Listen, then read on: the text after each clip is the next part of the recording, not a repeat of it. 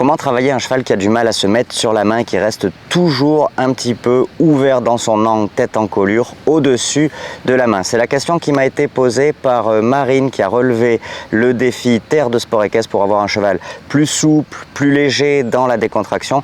Je vous propose de lire son message et de répondre à cette question-là pour que vous aussi, vous puissiez avoir un cheval qui travaille correctement en utilisant tout son corps, dans la souplesse, dans la légèreté, en arrondissant son encolure, en remontant ses abdominaux pour mieux vous porter et engager ses postérieurs. Alors c'est par mail que Marine m'a contacté. Bonjour Simon, j'ai commencé le défi TDSE, j'ai terminé le module 2, mais avant d'entamer le module 3, j'avais quelques questions. Pour commencer, merci de partager ton savoir avec nous, car depuis que j'ai changé ma façon de faire avec ma jument, je vois une différence énorme. Ça c'est cool, je suis très content. Je suis passé d'une jument très contractée à une jument décontractée.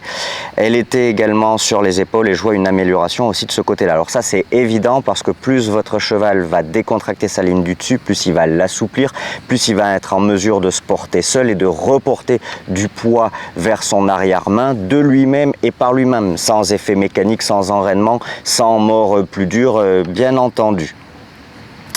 Ce n'est pas encore parfait, évidemment, comme tout le monde, on a tous toujours à travailler, à progresser, mais on est sur la bonne voie, alors merci, car ce défi nous change la vie. Ça, c'est vraiment très... je suis très content de lire ça. Aujourd'hui, j'arrive à travailler ma jument dans une attitude plutôt basse parce que effectivement, ma méthodologie est vraiment fondée sur la décontraction et dans cette idée-là, la recherche de la décontraction physique et mentale chez le cheval est facilitée par le travail dans toutes les attitudes vers le bas, notamment l'extension d'encolure ou la descente d'encolure. Donc la jument fait bien les flexions, très important également, les flexions latérales, incurvation, pli intérieur, pli extérieur, aux 3 allures, mais elle a tendance à ouvrir son angle en colure et de ce fait toujours un peu ouverte au-dessus de ma main parfois. Est-ce dû au fait que mon cadre peut être trop grand? Alors la notion de cadre, je l'explique vraiment parce que c'est indispensable, c'est ce qui fait toute la réussite, respect, découverte du cadre, respect du cadre, trouver le confort dans le cadre, ça c'est indispensable. De toute manière, c'est 3 étapes sur lesquelles on ne peut absolument pas faire l'impasse. Et donc Marine termine par une dernière question. Est-ce que je dois revenir en arrière dans le défi qui présente en fait une série de séances, 30 séances progressives, et reprendre certaines étapes, ou puis-je tout de même continuer ainsi? Je te remercie pour ton retour et te souhaite une excellente journée.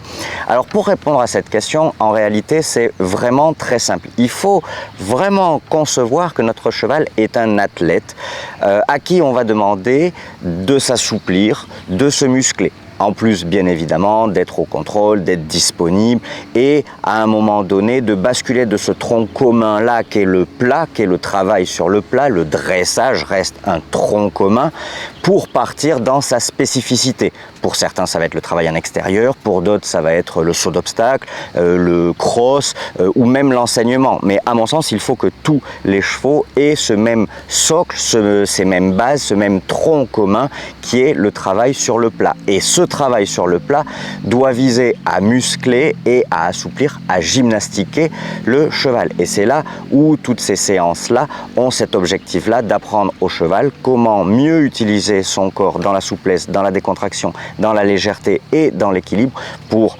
mieux être dans son corps, mieux être dans sa tête et surtout mieux être sous la selle de son cavalier. Donc en réalité, tous les soucis que nous évoque Marine sont des soucis de manque de souplesse parce que aujourd'hui la jument est sans doute encore un petit peu rigide dans sa ligne du dessus. Venir fermer un petit peu plus son angle tête en colure pour se rapprocher de la verticale en restant très légèrement devant la verticale dans son bout du nez, hein, évidemment, tire sur la ligne du dessus. Comme ça tire sur la ligne du dessus, il y a un moment donné où elle n'est peut-être plus assez souple pour que pour l'instant ce soit confortable. Exactement comme si nous cherchions, nous, en restant droit, à nous pencher vers l'avant pour toucher nos pointes de pied sans plier les genoux. Pour certains ça va être très facile, pour d'autres ça va être très difficile au début parce qu'on manque de souplesse.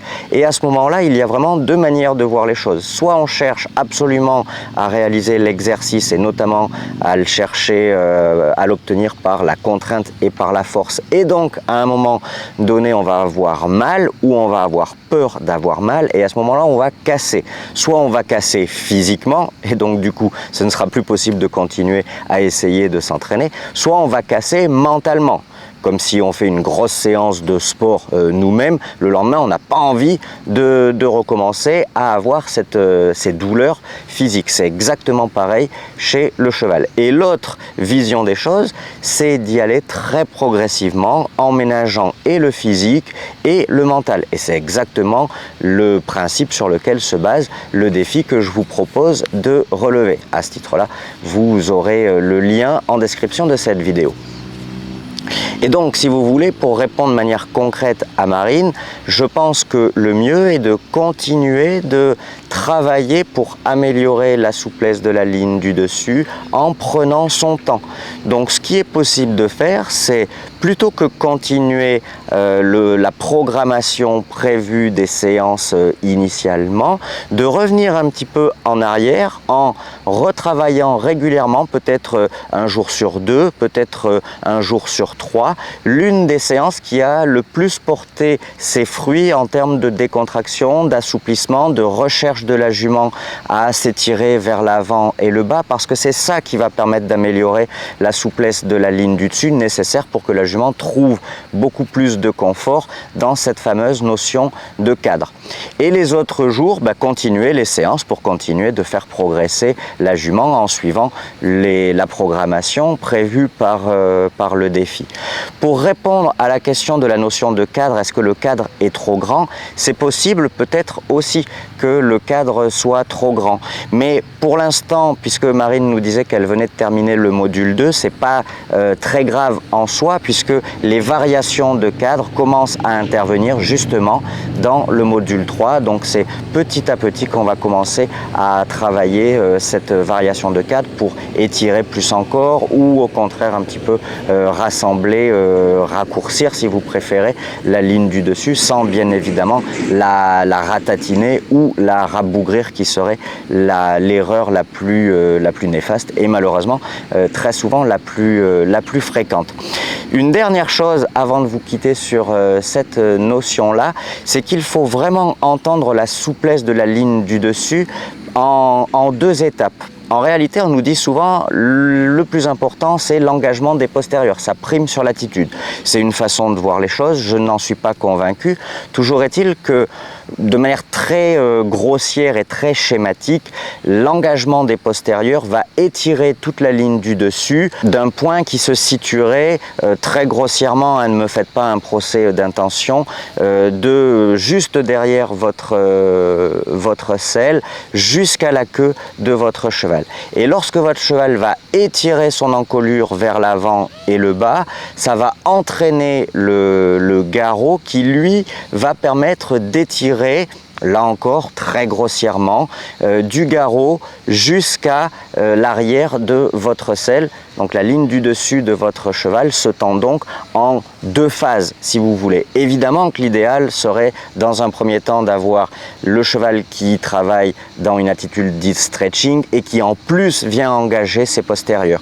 Mais pour certains chevaux, c'est un effort d'étirement qui est un petit peu trop intense au début, et donc il va falloir prioriser l'une ou l'autre de ces 2 phases-là. Et personnellement, moi, je préfère me concentrer d'abord sur l'avant-main parce que ça va inviter également le cheval à se décontracter physiquement et mentalement. Parce que étirer la ligne du dessus pour améliorer la souplesse, c'est indispensable, bien entendu, mais ça ne peut fonctionner que dans la décontraction physique et musculaire. Si vous avez un cheval qui se crispe, qui se tend, qui se contracte, qui se durcit, justement parce qu'il a peur d'étirer sa ligne du dessus, là encore peur d'avoir mal, peur de casser parce que ça tire trop, vous ne progresserez, vous ne le ferez jamais progresser. Et pour les cavaliers qui ne seraient absolument pas convaincus qu'il faut d'abord s'inquiéter de l'avant-main, mais plutôt se concentrer quoi qu'il arrive sur l'engagement des postérieurs,